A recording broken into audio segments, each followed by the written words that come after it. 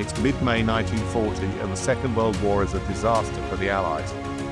Winston Churchill is facing an unprecedented crisis. Can Britain's army be saved? And will Churchill's war cabinet back him to fight on?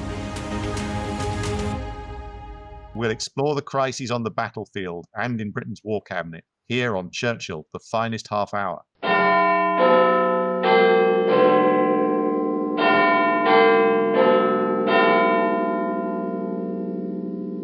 Hello, I'm Richard Toy, and with me is my good friend Warren Doctor. Hi, Richard. And we are talking about the dramatic events of 18th to 25th of May 1940. So at the point where we left the story last time, Churchill had just visited Paris, where he had discovered the lack of a French strategic reserve.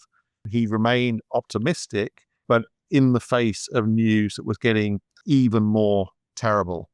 He also discovered that there were already plans being made to evacuate Paris. So, understanding there are no French reserves and that basically Paris is already folding or is in the process of folding must have been a huge blow to his morale. Absolutely. Although I don't think at this stage he ever sort of did get downhearted. I think he did have this sense of self-belief. I think that there must have been some difficulty sort of mentally processing these series of defeats, so that by the end of May, by sort of mid to late May, the British and the French armies were almost surrounded. There was really only a limited way for the British to get out. And so we're really already talking about sort of evacuating British forces rather than hoping to achieve military victory. British forces are fighting delaying actions in order to hold the route to Boulogne and Calais open. And so there were about 4,000 men defending Calais, for example. We had the Rifle Brigade, 60th Rifles, Battalion British tanks, as well as 1,000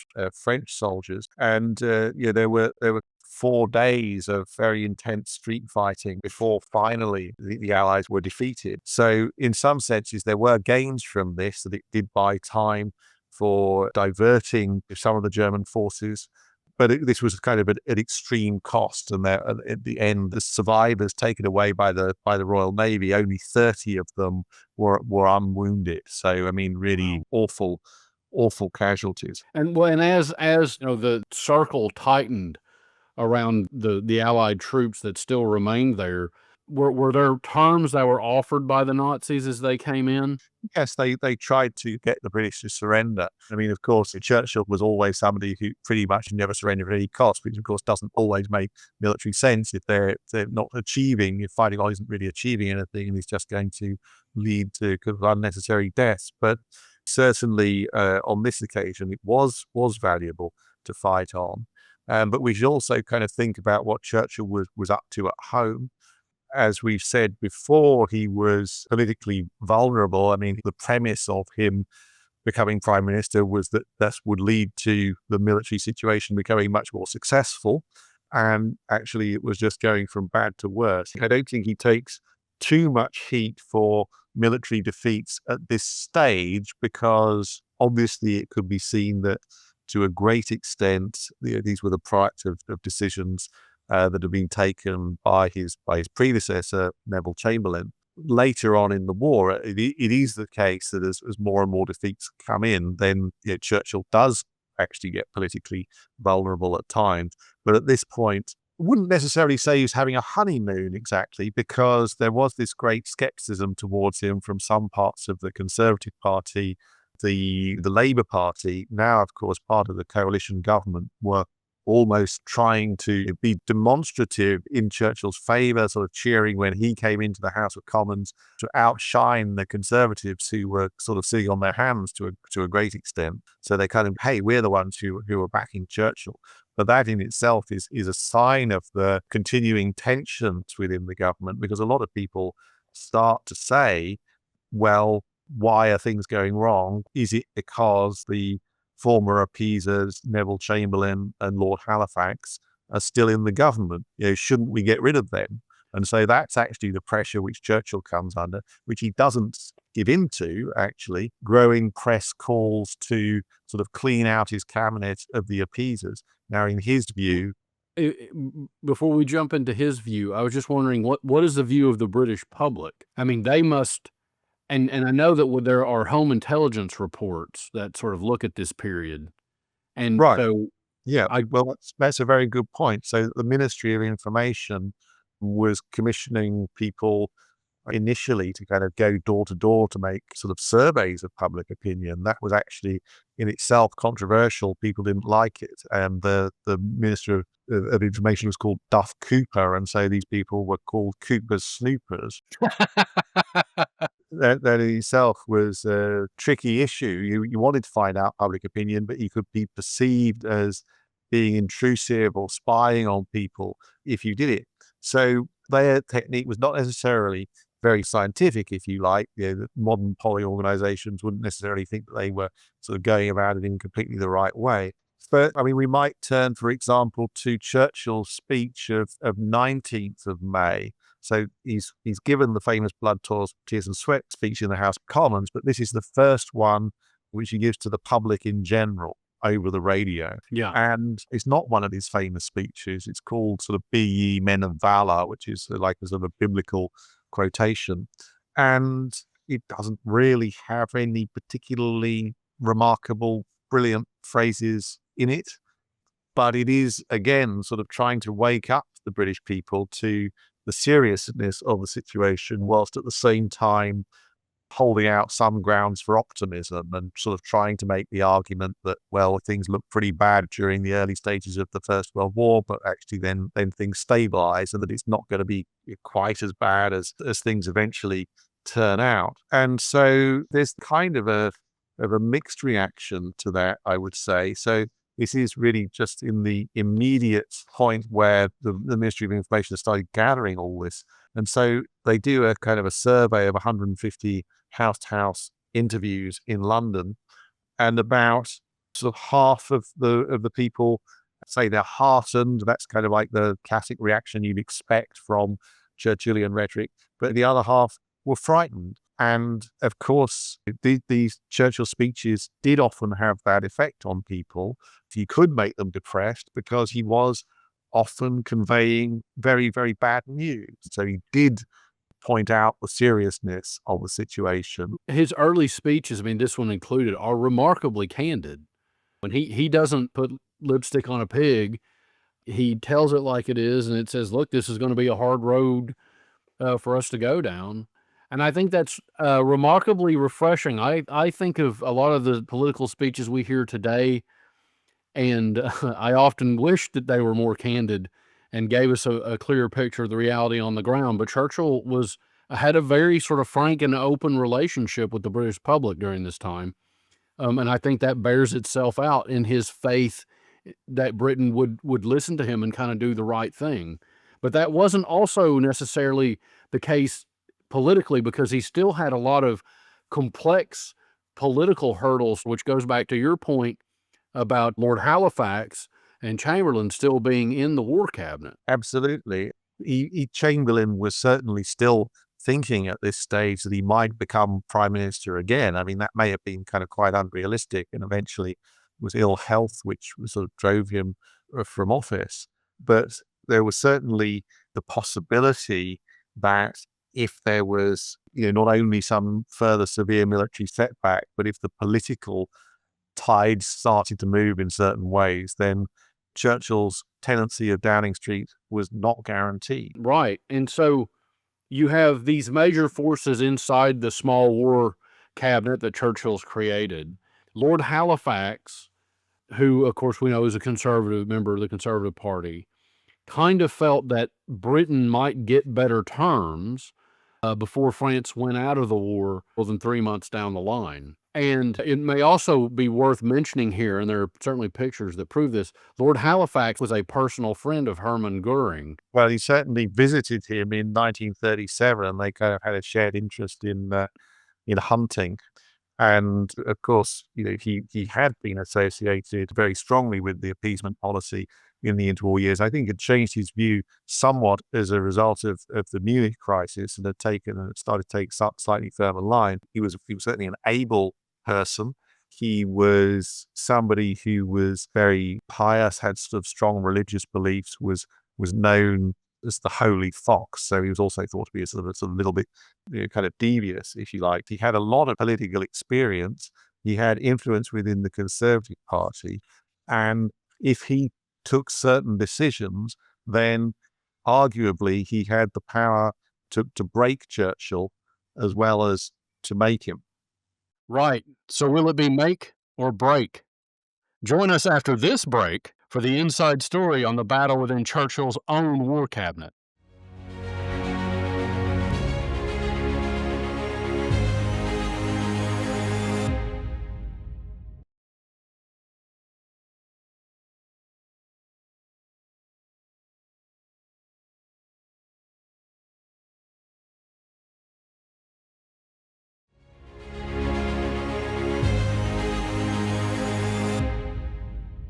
Welcome back to Churchill, the Finest Half Hour.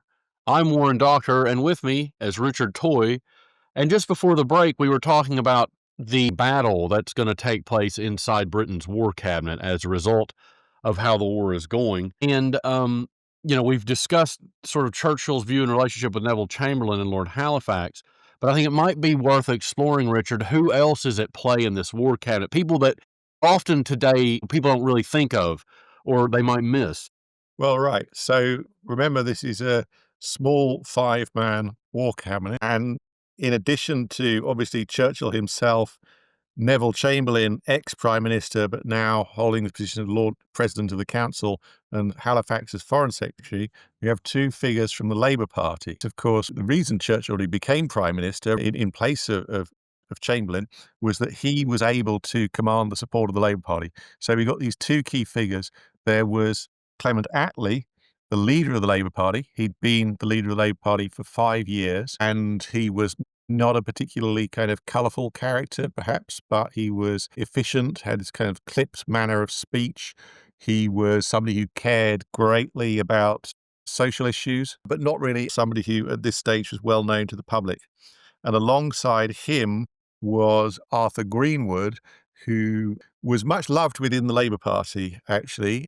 He was the deputy leader of the party. He maybe had a few issues without being too euphemistic about it. He basically had a drink problem, but he was somebody who, in this particular crisis, did step up to the plate, to use an American metaphor. Obviously, Churchill had to bring in the Labour Party to help create a kind of a national government, so he needed them involved in the most significant decisions around the war and in the war cabinet. And so while you've got this political battle looming in the cabinet, you also have a very real battle happening and a very difficult battle happening at Dunkirk. And what's really crucial here is the collapse of the French army and the Belgian army, and the sort of series of military defeats, and the fact that what is clear is that the British and French troops, a large number of them, are being driven back to Dunkirk. But what isn't clear is whether or not they are going to succeed in escaping. And so there is going to be a mission to withdraw them by sending the Navy, also less strategically important, but sort of symbolically important, the small boats to get them off the beaches.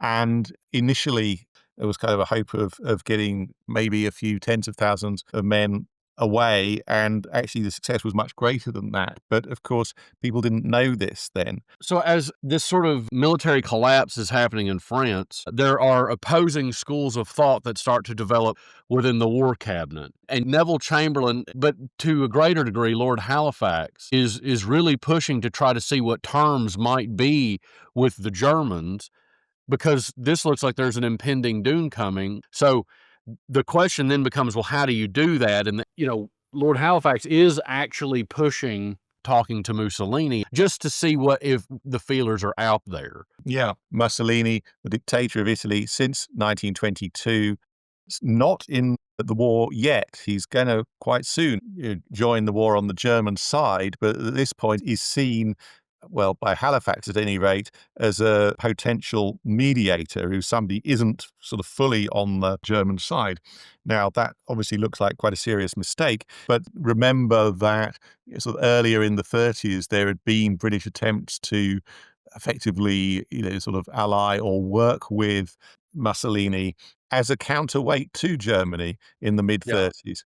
And this had collapsed quite quickly, really not lasted more than a very short period in 1935. But there was this sort of idea that in some way Mussolini was a cut of a different cloth than Hitler. And there is this assumption amongst cabinet ministers that Mussolini sort of wouldn't want Hitler to dominate Europe, and that therefore he's likely to be really looking at it in sort of traditional great power terms, I suppose. But Churchill has very specific reasons for not wanting to pursue any sort of evidence of peace terms, because he thinks any action that could be interpreted as being soft or could be misread will basically make it look like they're weak and will ruin their independence from the view of the Axis powers, he thinks.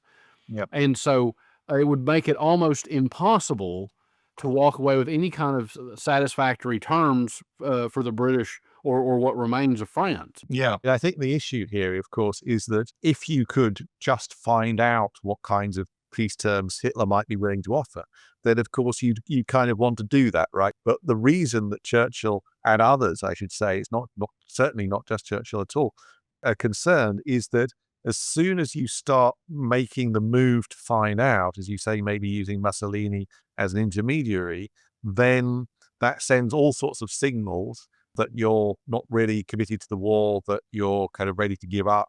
And not only the French might find out, that might sort of lead them to collapse even more rapidly than they already are. They had an excuse for getting out of the war themselves. And equally, the impact it would have on morale in Britain might be quite terrible. So it's not that Churchill objects to gaining the knowledge if you could do it in the abstract or just through some sort of spying or something like that. It is the danger that he sees inherent in the process of trying to find out what the Germans might be willing to offer, because of course, in order to find that out, you really have to signal to the Germans that you're kind of interested in peace. Which is interesting because that's from Churchill's point of view.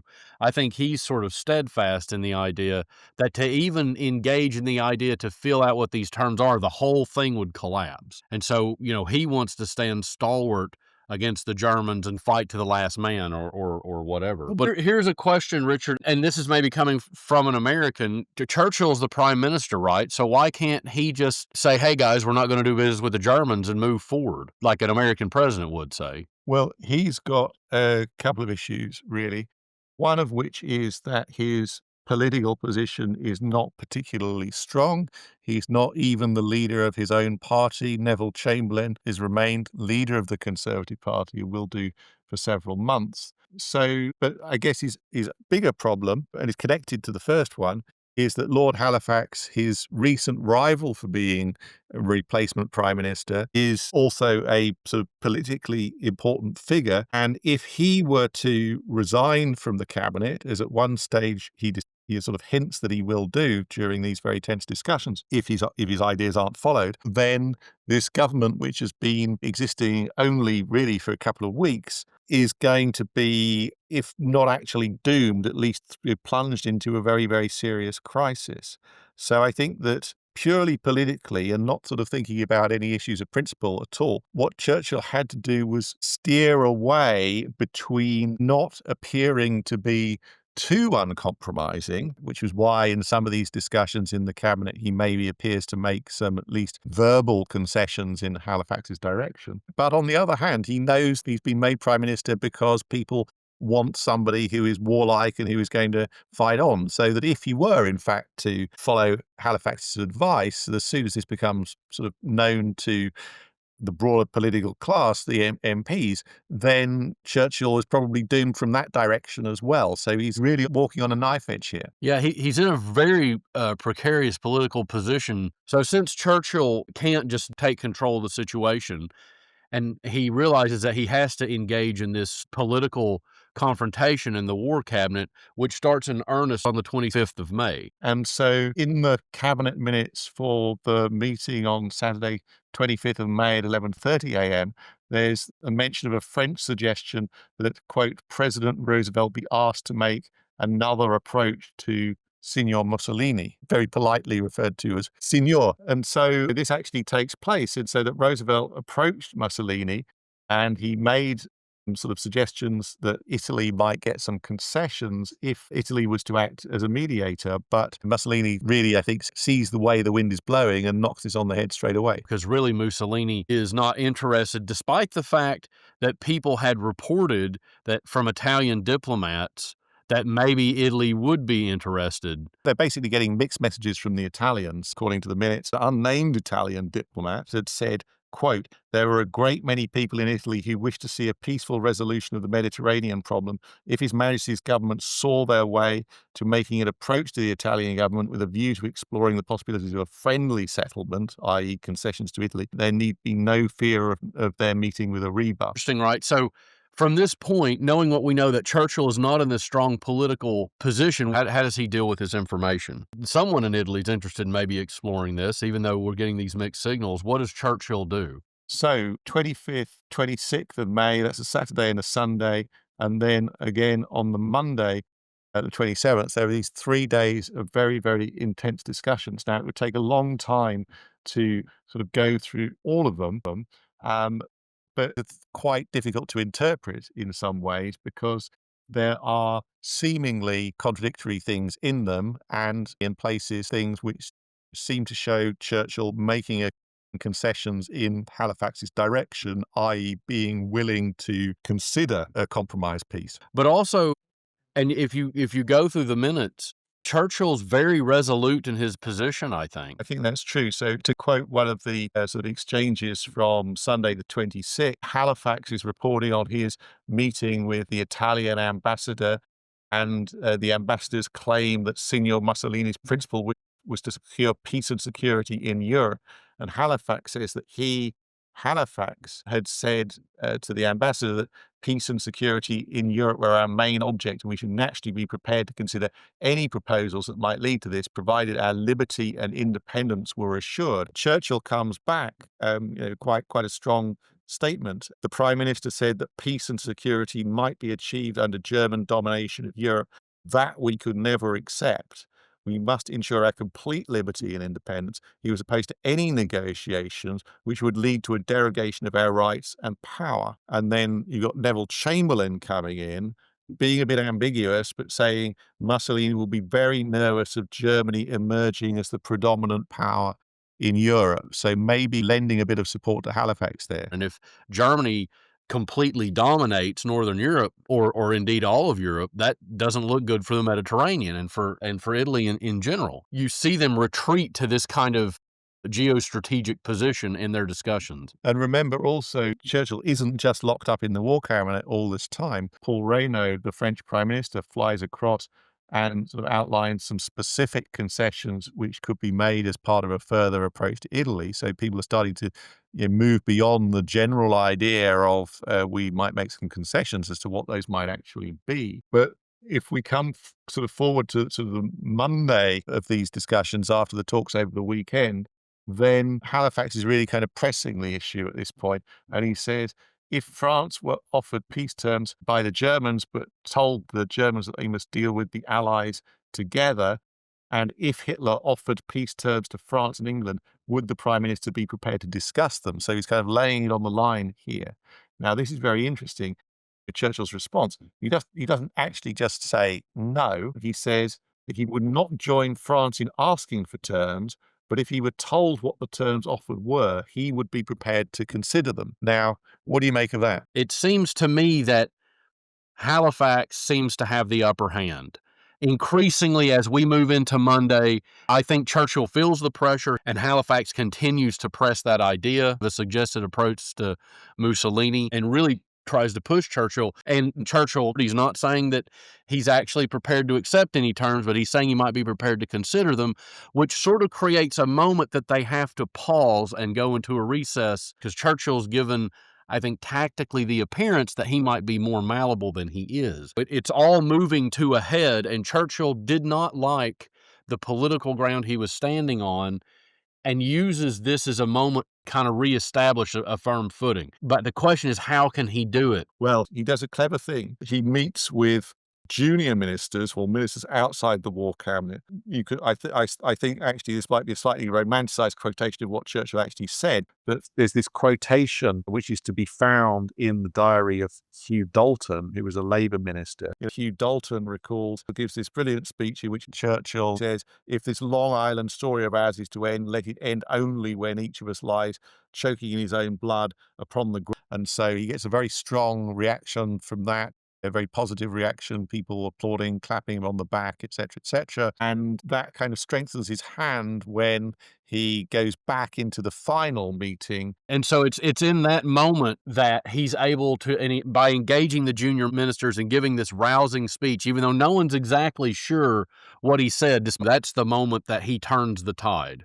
And he's able to go back into the next war cabinet meeting with Halifax in a much firmer position to say, we're going to fight on, and he knows that he'll be backed. And Churchill explicitly uses the fact that he's met the ministers outside the war cabinet to sort of show to the war cabinet ministers that he's got support, and that they had expressed the greatest satisfaction when he had told them there was no chance of our giving up the struggle. So this is a clever move by Churchill. He knows how to kind of play these political games. And then he moves on to say, when Halifax is continuing to press for a broadcast appeal for American help, the Prime Minister thought that an appeal to the United States at the present time would be altogether premature.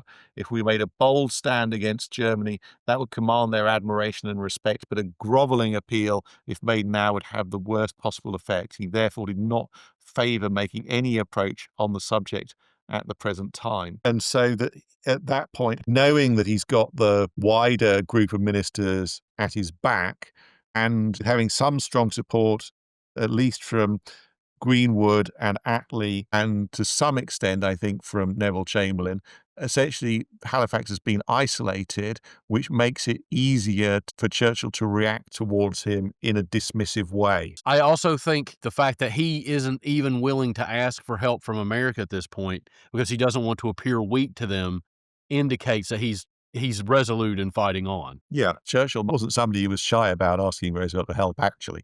He Right. did it all the time, but he certainly wasn't going to do it at the behest of Halifax. And I've always liked John Lucas's book on these discussions. It's called 5 Days in London.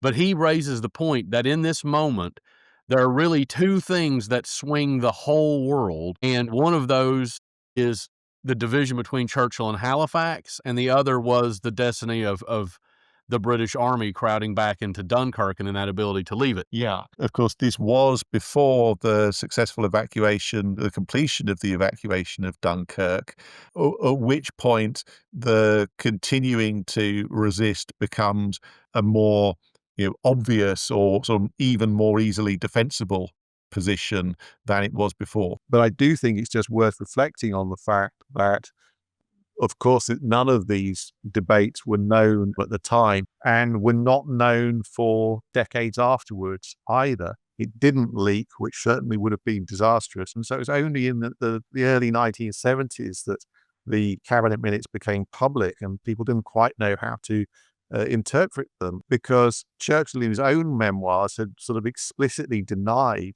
that any of this had really ever taken place. He's saying, well, nobody ever considered surrender. And he may well have done that to protect Halifax's reputation, possibly. Maybe he kind of felt ashamed that even though he'd been against negotiated peace, that anybody had been in favour of it. He maybe didn't want that to come out. I don't really know. Right. And so his recording of this is different than what actually happened. So it raises questions around Churchill, the historian, who does craft a heroic narrative, right? He very much paints a picture that all of Britain sort of unites around this idea of fighting in the face of this Nazi tyrant.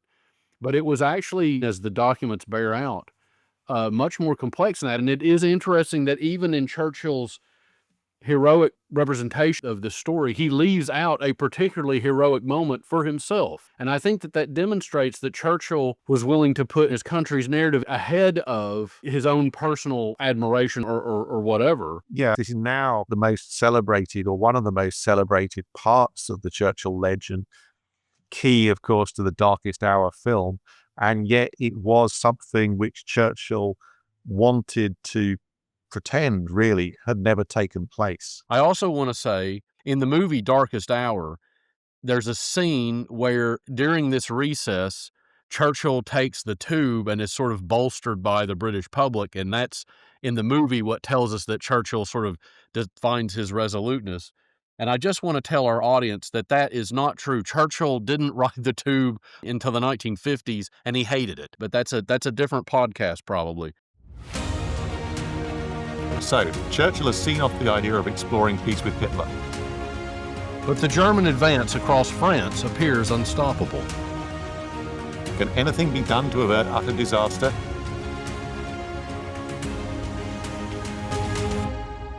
To find out, join us next time here on Churchill, the Finest Half Hour. And in the meantime, KBO.